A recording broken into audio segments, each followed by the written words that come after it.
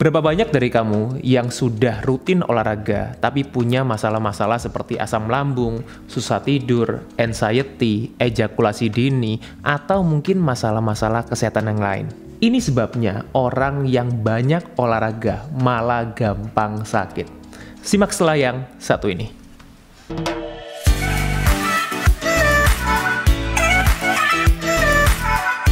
Oke, jadi sebelum masuk ke materinya, saya akan intro dulu, saya perkenalkan dulu yang ada di meja ini, Healthy Cook. Jadi Healthy Cook ini adalah provider makanan sehat yang berdomisili di Surabaya. Jadi ada cateringnya, juga ada cemilan-cemilan sehatnya juga. Spesialisasinya Healthy Cook ini adalah personalized healthy catering. Maksudnya gimana? Bukan healthy catering yang biasa, tapi juga bisa menyesuaikan dengan kebutuhan tiap orang perorangan. Sesuai goalnya, sesuai kondisi kesehatannya, yang disesuaikan dengan kebutuhan masing-masing individu. Oke, sekarang kita akan masuk ke materinya. Halo Sobat Sehat, jumpa lagi bersama dengan saya Dr. Hans di channel kesayangan kita SB30 Health episode Panas, panduan nutrisi tanpa sensor. Dan kali ini saya akan bahas mengenai suatu fenomena yang mungkin cukup banyak dialami orang-orang zaman now. Katanya olahraga itu bikin sehat. Tapi kenapa? Faktanya banyak orang-orang yang sudah rutin olahraga, ini olahraganya konteksnya bukan sebulan sekali ya, rutin olahraga, tapi malah bikin sakit. Nah, bagaimana seperti itu kejadiannya? Saya akan share beberapa berita, artikel yang sudah ada di sosial media massa, tentunya yang terpercaya ya, bukan yang abal-abal. Di sini saya share, ada beberapa berita yang mungkin Sobat Sehat juga sudah tahu, sudah pernah baca, sudah dengar, dan lain-lain. Jadi ini ya, ini dari beberapa media massa yang saya kutip. Pertama adalah kejadiannya dari suaminya, jadi mendiang BCL ya, jadi mendiang suaminya BCL. Ini dikatakan aktif olahraga. Olahraganya apa? Olahraganya CrossFit. Tuh, ya, salah satu jenis olahraga yang cukup populer zaman now. Kemudian juga Dony Kesuma, ini juga atlet juga ya, yang juga ternyata sering meninggal bolak-balik, sebelum meninggal juga sering ke rumah sakit. Kemudian juga ini akibat bulu tangkis, atlet bulu tangkis namanya Markis Kido. Ini baru atlet-atlet artis ya yang di Indonesia, belum yang di luar negeri. Banyak sekali. Nah, tentunya di sini yang saya sampaikan, apakah olahraga itu pasti membuat orang lebih sehat atau jadi sehat?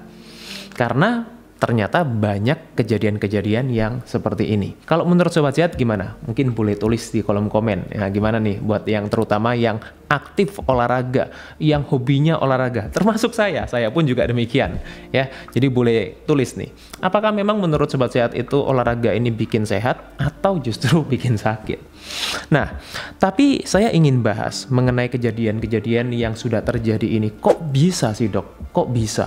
Ya, karena banyak orangnya sampai sekarang masih questioning, masih bertanya-tanya. Kalau memang olahraga itu bikin sehat atau membuat kita itu lebih sehat dari sebelumnya, dari kondisi kita sebelumnya, kenapa bisa terjadi hal-hal yang seperti itu, bahkan atlet? Nah, jadi saya akan jawab pertanyaan-pertanyaan ini dengan 3 statement, ya, 3 statement, 3 reason, 3 alasan yang paling besar kenapa olahraga ini bisa membuat orang menjadi kurang sehat justru, atau bahkan sampai fatal. Yang pertama, mungkin Sobat Sehat belum banyak yang benar-benar memahami proses terjadinya, bagaimana tubuh kita itu bisa membangun suatu jaringan yang lebih baik ya, yang dalam konteks ini adalah otot ketika kita itu olahraga.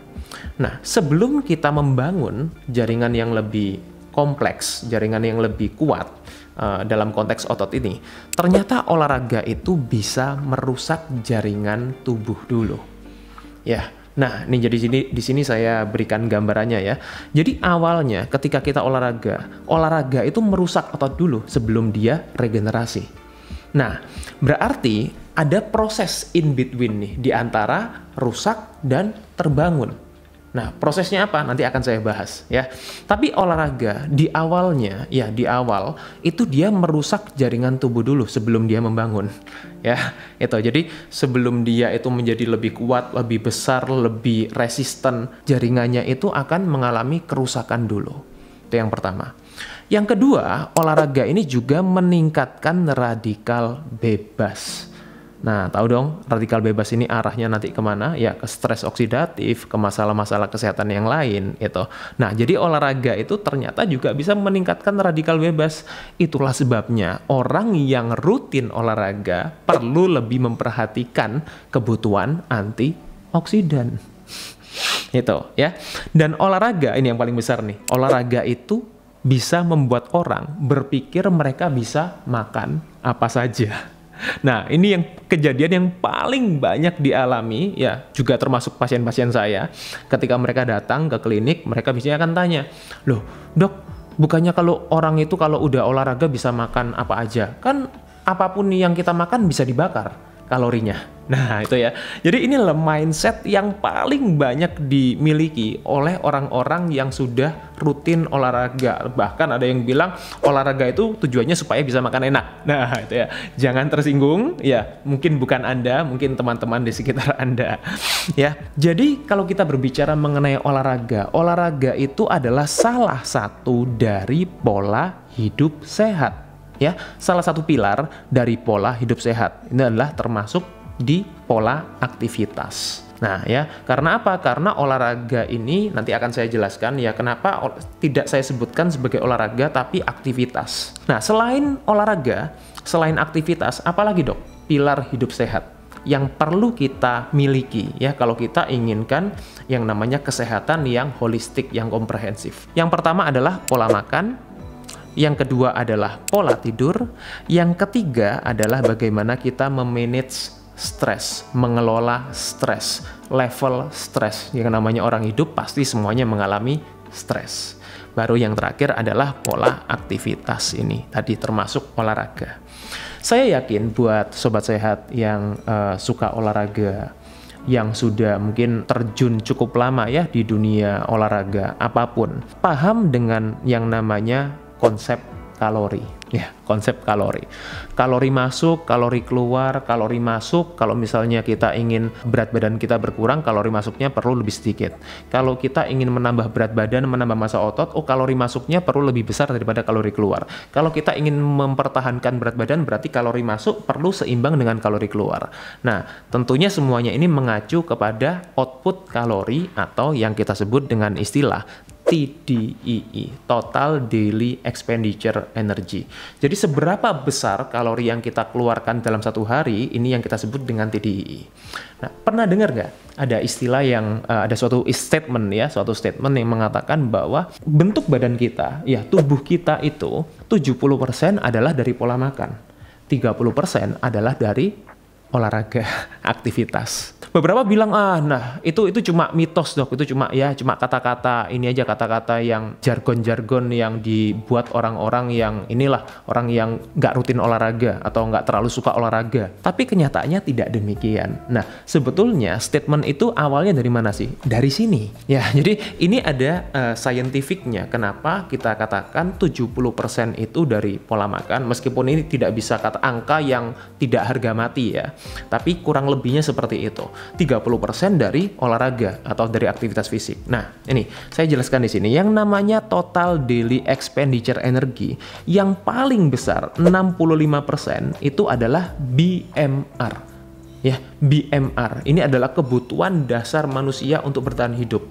Artinya apa? Fungsi kerja organ kita, pankreas kita, liver kita, otak kita, jantung kita, limpa kita, dan lain-lain itu adalah BMR tuh. Ya, jadi inilah kebutuhan dasar manusia, bagaimana organ kita itu berfungsi sehari-hari. Termasuk bagaimana kita itu, ya ini ya, kita dalam arti metabolisme kita itu adalah BMR. NEAT sampai EAT, ya perhatikan ya di sini ya. NEAT sampai EAT di sini, inilah yang kita katakan adalah aktivitas fisik. Nah, sedangkan olahraga itu sendiri, itu yang kita katakan ini adalah EAT. Mungkin saya kasih warna lain ya, supaya lebih jelas ya. Ketika kita bicara mengenai olahraga, ya itu hanya EAT ini saja. Ya, inilah olahraga. Ya, inilah olahraga. Nah, sedangkan aktivitas fisik itu adalah termasuk yang non olahraga juga. Kita nyapu, ngepel, cuci piring, ya, nganter anak sekolah, belanja, dan lain-lain. Itu adalah non exercise activity thermogenesis. Bahkan lebih besar dibandingkan olahraga porsinya dalam TDII. Nah, kemudian baru yang paling kecil adalah TEF. TEF ini berhubungan dengan apa? Dengan makanan juga. Ya kan? Nah, artinya apa? Bagaimana kita memberikan asupan makanan ya untuk tubuh kita, untuk metabolisme kita, untuk liver kita, untuk pankreas kita, untuk usus kita. Itu semuanya masuk di BMR ini tadi.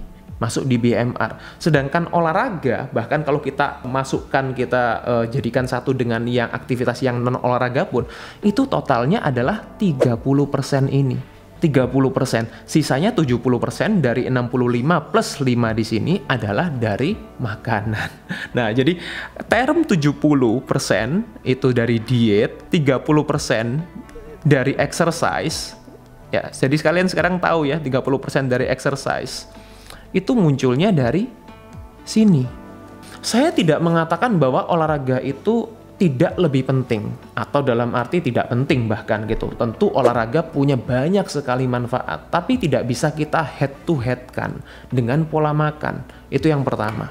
Yang kedua, saya selalu bilang ya di seminar-seminar saya, ketika saya talk show, ketika saya dalam arti bertemu dengan konsultasi dengan pasien, saya selalu mengatakan suatu statement yang sangat keras, yang mungkin bisa di underline di sini oleh Sobat Sehat. Statementnya apa? Bahwa olahraga itu tidak bisa mengkompensasi pola makan kita. Saya ulang sekali lagi, olahraga tidak pernah bisa mengkompensasi pola makan kita. Artinya apa? Kalau kita itu sudah olahraga tiap hari bahkan atlet sekalipun, tapi kalau pola makannya kurang baik, pola makannya tidak sehat, itu tidak bisa dikompensasi dengan olahraga. Tidak bisa dalam arti dinetralkan, itu bahasanya mungkin kalau kita bilang tidak bisa dikompensasi. Itu ya, itu penting sekali untuk kita pahami. Tadi saya menyinggung mengenai yang namanya kalori. Kalori itu bukan segalanya.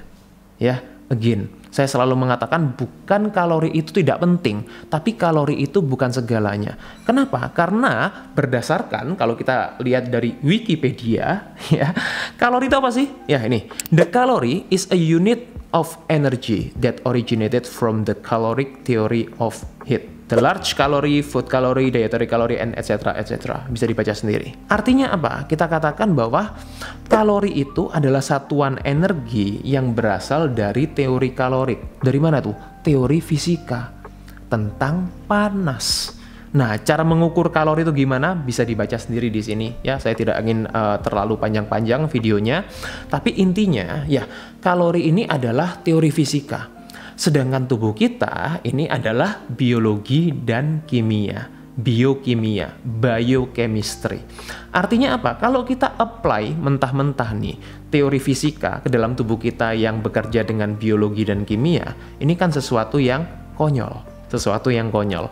Artinya apa? Saya selalu bilang bahwa kalori itu hanya berlaku sama persis.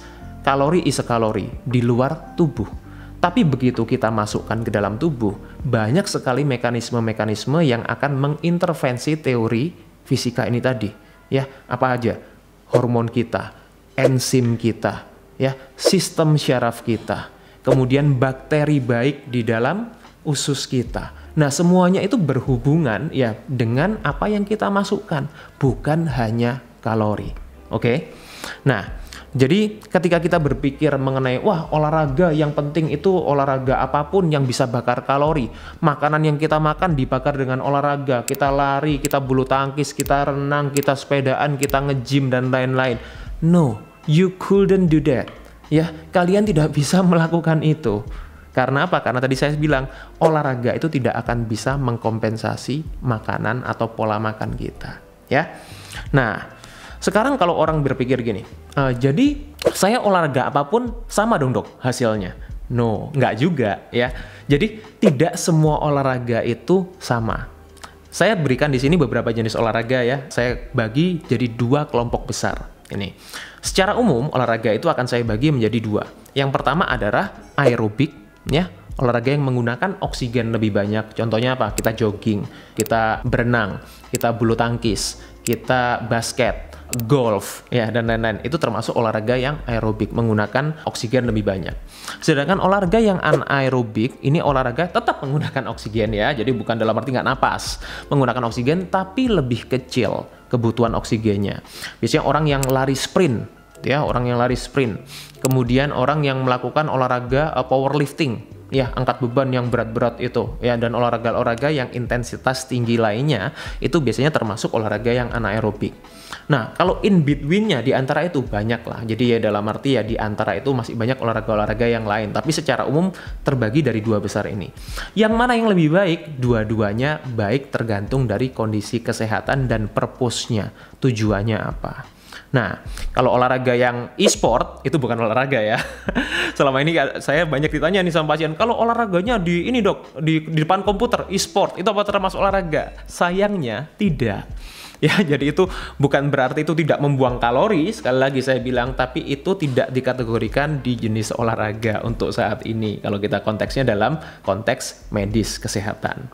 Nah, hal-hal yang mempengaruhi kalau kita berbicara mengenai bila mana sih, kapan olahraga ini bisa memberikan manfaat, bisa memberikan kita benefit, kapan bisa memberikan kita sebaliknya, justru merugikan kesehatan kita. Jadi ada beberapa faktor yang mempengaruhi, beberapa hal yang mempengaruhi. Yang pertama adalah frekuensinya, ya, seberapa sering kita olahraga. Ini berkaitan dengan apa? Berkaitan dengan yang namanya recovery. Recovery ini kemampuan orang untuk tadi itu ya, regenerasi sel-selnya, jaringannya, itu tadi yang saya sampaikan di awal. Kemudian durasi dan intensitas, ini juga masih berkaitan dengan tingkat recovery tiap orang juga. Nah, jadi kalau orang-orang yang apakah olahraga itu semakin sering semakin baik? Apakah semakin berat semakin baik? Apakah dalam arti semakin lama semakin baik durasinya? Nah, ini segala sesuatu ini berkaitan dengan apa? Dengan recovery-nya. Artinya tidak semua orang itu olahraga 3 kali atau mungkin 5 kali akan lebih baik daripada yang 2 kali. Saya selalu mengatakan kita perlu pahami kebutuhan dan kondisi kesehatan kita. Ya, kemudian usia. Nah, ini juga ya, meskipun dalam arti tidak semua orang yang usianya itu lebih tua ya atau lebih lanjut, itu kemampuan olahraganya lebih minim gitu. Saya punya pasien-pasien yang usianya 60 tahun tapi olahraganya justru lebih rutin daripada anak-anak yang di depan komputer itu aja. Kemudian fitness level. Again, nah, fitness level ini saya katakan seperti jam terbang lah. Level kebugaran tiap orang berbeda-beda.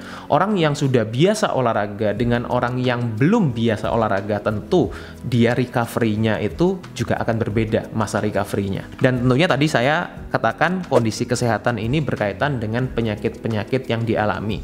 Ketika kebanyakan ya pasien-pasien saya yang usianya mungkin sudah 40 tahun ke atas, bahkan mungkin di bawah 40 tahun, itu banyak yang mengalami masalah osteoartritis. Nah, itu biasanya yang paling sering itu punya kontraindikasi dengan olahraga-olahraga yang sifatnya itu intensitasnya tinggi atau olahraga-olahraga yang high impact. Nah, jadi kondisi kesehatan masalah osteoartritis atau mungkin punya masalah-masalah kesehatan di tulang belakang dan lain-lain itu perlu diperhatikan juga ya. Jadi artinya apa? Bagaimana kita bisa memilih olahraga yang baik ketika kita mungkin di usia 40 tahun ke atas dan lain-lain gitu ya.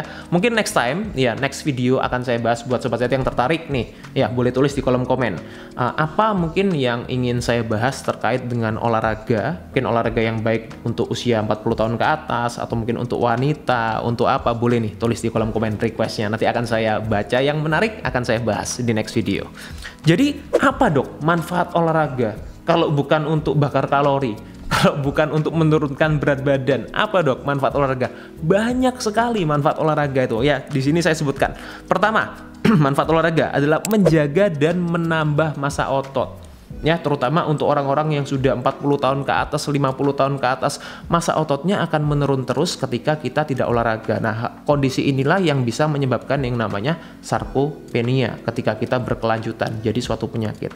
Kemudian, apalagi manfaat olahraga? Mengurangi risiko penyakit degeneratif ya, neurodegeneratif bahkan.